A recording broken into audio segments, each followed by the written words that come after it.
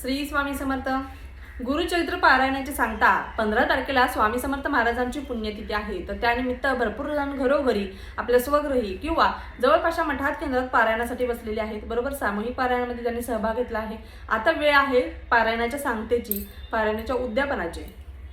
तर उद्यापन कशा पद्धतीने करायचं, उद्यापन करण्याची योग्य पद्धत कोणती आहे, नैवेद्य कशा पद्धतीने दाखवायचे, त्या नैवेद्याचं काय करायचं, त्याच पद्धतीने कोणत्या दिवशी उद्यापन करायचं, या सगळ्या संबंधीची माहिती आपल्या चॅनलवरती अपलोड झालेली आहे. त्याची लिंक मी खाली दिलेली आहे.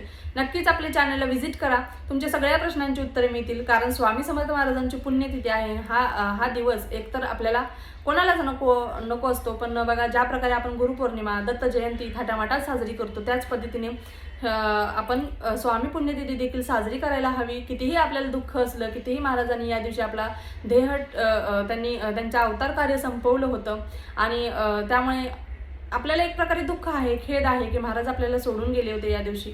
पण महाराजांनी देखील सांगितलेलं आहे, हम गया नाही हम जिंदा आहे. त्यामुळे आपण चुकूनही कोणत्याही प्रकारचं दुःख आकांत न करता या दिवशी महाराजांच्या सेवा करायच्या आहेत. त्यांची जी काही सेवा आहे, त्यांची जी काही आपण पारायणासाठी बसलेलो आहोत, ते सांगता वगैरे उद्यापन आहे, ते व्यवस्थित करायचं आहे. व्यवस्थित हा दिवस देखील संपूर्ण पार पाडायचा आहे. श्री स्वामी समर्थ.